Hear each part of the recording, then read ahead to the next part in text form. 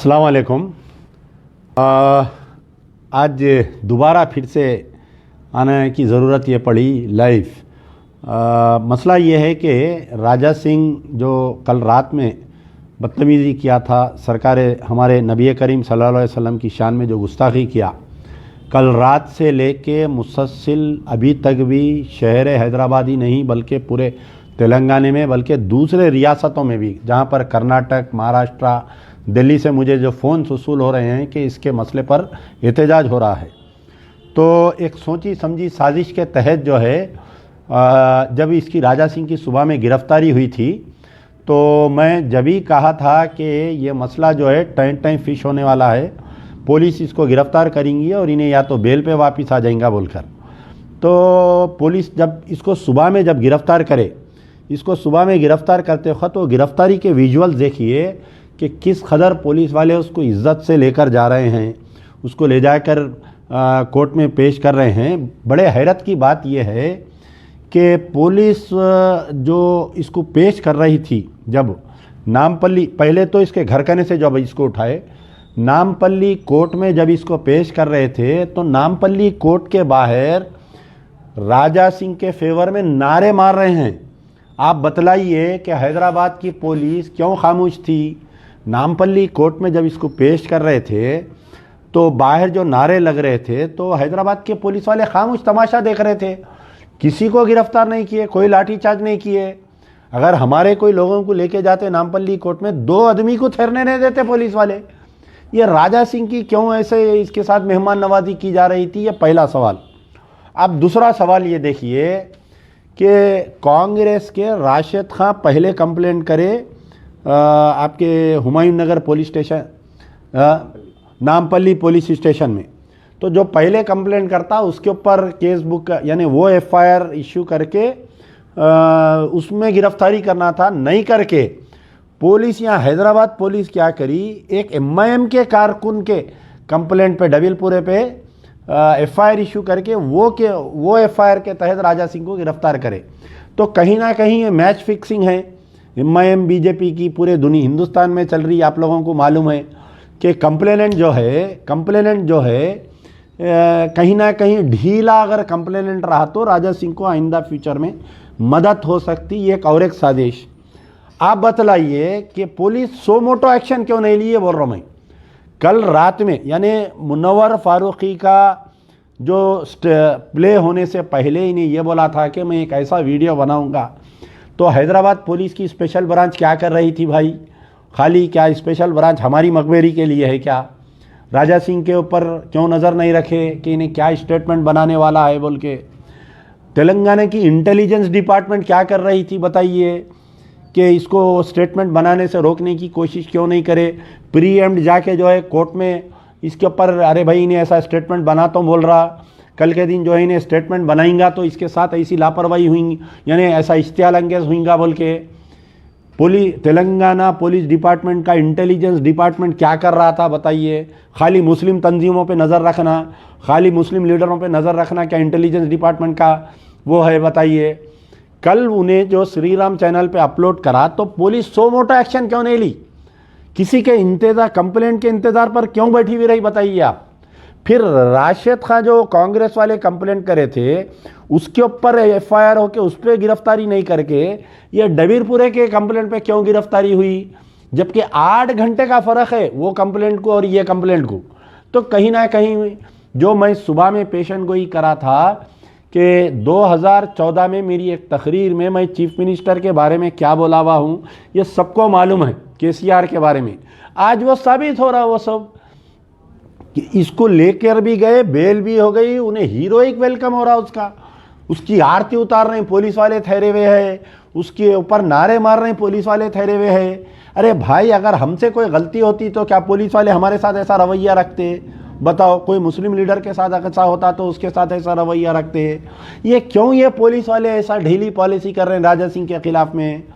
Hyderabad police commissioner, director general of police तो छोटे post है ये कहीं ना कहीं चीफ मिनिस्टर केसीआर की इमा है कि राजा सिंह को बचा के रखो, राजा सिंह के खिलाफ में कोई केसेस मत बुक करो, उसके खिलाफ में कोई। आज बताइए FIR number 133 section under section 133 of 2022 Dabirpura police station under section 153A 295A 505 1BC 505 2 506 IPC, यानी ये पूरे नॉन बेलेबल केसेस है। क्या कि उसका वकील जाके ये बहस कर रहा है कि साहब ड्यू प्रोसीजर ऑफ लॉ नहीं करे, 153A नोटिस नहीं दिए, इसको बगैर नोटिस दिए के बगैर एक्सप्लेनेशन के इसको गिरफ्तार करे बोल के। आप बतलाइए, आज से कुछ दिन पहले एक सोशल समाजी कारकुन सैयद सलीम की गिरफ्तारी हुई थी, क्या उनको CRPC की नोटिस दिए थे? क्या बताइए आप। ऐसी बगैर नोटिस के उनको लेके जाके रिमांड कर दिए थे। एक रिपोर्टर मोहम्मद सुबान की गिरफ्तारी हुई थी, कोई पोस्ट डाले थे नूपुर शर्मा का, क्या उनको नोटिस दिए थे? क्या बताइए आप। तो जहाँ पर मुसलमान लीडर या मुसलमान अक्यूज्ड की बात आती तो पुलिस वाले कोई ड्यू लॉ प्रोसीजर अपनाते नहीं। तो कहीं ना कहीं मेरे को ऐसा दिख रहा कि चीफ मिनिस्टर TRS KTR, अच्छा अब आप यहाँ पर बताइए कि इतना बड़ा वाक़या हुआ, क्या चीफ मिनिस्टर का कोई बयान आया? क्या बताइए। चीफ मिनिस्टर को मुसलमानों के वोट होना, लेकिन मुसलमानों के पैगंबर के ख़िलाफ़ में कोई शान में गुस्ताखी करा तो चीफ मिनिस्टर उसके ऊपर जो है कोई स्टेटमेंट नहीं देते। आज चीफ मिनिस्टर प्रगति भवन में प्रेस कॉन्फ्रेंस करके कंडेम करना था, इसको क्यों नहीं करे बताइए। कहाँ पर है अक़लियती सेल पूरा TRS का? कहाँ पर है महमूद अली? महमूद अली साहब होम मिनिस्टर की तरफ से कोई स्टेटमेंट नहीं आया, अभी तक नहीं आया। उन्हें उसको पुलिस पकड़ी भी, बेल पे भी आ गई। आज सारे तेलंगाना के मुसलमान महमूद अली से सवाल कर रहे हैं। KTR साहब जो है छोटे मोटे मसलों पे कौन सा फिल्म अच्छा है, ट्वीट खेलते हैं उसके ऊपर। आज जो है KTR साहब का ट्विटर की तरफ से राजा सिंह के बयान की निंदा क्यों नहीं करे बताइए आप। मैं तो सुबह से उनका ट्विटर देख रहा हूं कि क्या भाई उन्होंने ये मसले में नहीं, KTR साहब कोई भी मसले पर मुसलमानों के ताल्लुक से बोलते ही नहीं बेचारे। बीजेपी के खिलाफ में अगर मुसलमान, इससे पहले बंडी संजय जो है ऐसी चीज स्टेटमेंट दिया था कि मैं मस्जिदों को खोद देता हूँ, खोदे तो नीचे मंदिर निकलती, मूर्ति निकलती। आज की तारीख तक मेरे सामने आज भी वो कंप्लेंट रखा हुआ है कि हम जब कंप्लेंट दिए थे, हमारा कंप्लेंट है ये बंडी संजय जो कंप्लेंट 26 मई 2022 के दिन बंडी संजय के ऊपर हम कंप्लेंट करे जो करीमनगर में तकरीर करा। तो करीमनगर में मैं कई दिन से मालूमात हासिल कर रहा हूँ कि क्या बंडी संजय के ऊपर कोई केस बुक हुआ। तो कोई मुझे करीमनगर के TRS के मुस्लिम लीडर बोले नहीं साहब हम कंप्लेंट दिए केस बुक हुआ। फिर और एक कोई मुस्लिम लीडर बोले कि हम कंप्लेंट दिए केस बुक हुआ। आज तक उसका FIR नहीं मिल रहा। अगर केस बुक करे तो FIR रहता ना साहब। तो बंडी संजय के ऊपर ना तो करीमनगर पुलिस में FIR हुआ, ना हमारे डबीलपुरा पुलिस स्टेशन में हम जो कंप्लेंट दिए उसके ऊपर FIR हुआ। तो बंडी संजय के खिलाफ में कोई एक्शन नहीं, उन्हें मुसलमानों के खिलाफ में बोला। तो ये राजा सिंह को भी जो गिरफ्तार करे, ये जस्ट एक खाली मगरमच्छ के आंसू रो रहे हैं समझो आप। CM KCR साहब क्यों कंडेम नहीं करे स्टेटमेंट को, KTR साहब क्यों कंडेम नहीं करे स्टेटमेंट को, महमूद अली क्यों कंडेम नहीं करे स्टेटमेंट को। कही है ना भाई, क्या साबिका वक्फ बोर्ड चेयरमैन मोहम्मद सलीम क्यों नहीं कंडेम करे स्टेटमेंट को। हर छोटे मोटे मसले पे पूरे यूट्यूबरों को बुला के बयानात देते, क्यों नहीं करे भाई, क्यों खामोश है। क्या नबी करीम सल्लल्लाहु अलैहि वसल्लम की से आपको चाहत नहीं है क्या बताइए। आप जो है जितने भी चेयरमैन, मेयर, डिप्टी मेयर जो मुसलमान हैं, कोई एक आदमी बताओ आप। अरे कविता के खिलाफ में बीजेपी वाले बयान दिए तो कई मुस्लिम कायदीन जाके जो है कविता के खिलाफ में बीजेपी वाले बयान दिए बोल के एहतजाज कर रही। आपके नबी करीम सल्लल्लाहु अलैहि वसल्लम की शान में गुस्ताखी हो गई और पुलिस इनएक्शन है तो TRS के अक़लियती कायदीन कोई बयान नहीं दे रहे हैं। आप बताइए, हैरत हो रही। मैं सुबह से ढूंढ रहा हूँ कि कोई TRS का मुस्लिम कायद बयान दे रहा क्या बोल के, कोई भी नहीं दिए बयान। अब ठीक है, कांग्रेस अपोजिशन पार्टी, रेवंत रेड्डी साहब क्या कर रहे हैं आप। मस्जिद शहीद हो गई शमशाबाद में, रेवंत रेड्डी का कोई बयान आया क्या बताओ। मैं चैलेंज कर रहा हूँ पूरे कांग्रेस के अक़लियती लीडर्स को कि रेवंत रेड्डी का एक बयान बताओ आप। क्या रेवंत रेड्डी भी चड्डी है क्या बताओ आप, इसके भी पॉइंट में चड्डी है क्या रेवंत रेड्डी के। मस्जिद शहीद हो गई, कोई बयान नहीं आया। नबी करीम सल्लल्लाहु अलैहि वसल्लम की शान में गुस्ताखी हुई, रेवंत रेड्डी क्यों बयान नहीं देता भाई? रेवंत रेड्डी जाके धरना देना चीफ मिनिस्टर के घर के बाहर। रेवंत रेड्डी पूरे कांग्रेस वालों को लेके जाके धरना देना, वहां पर नहीं देते, खामोश बैठे हुए हैं।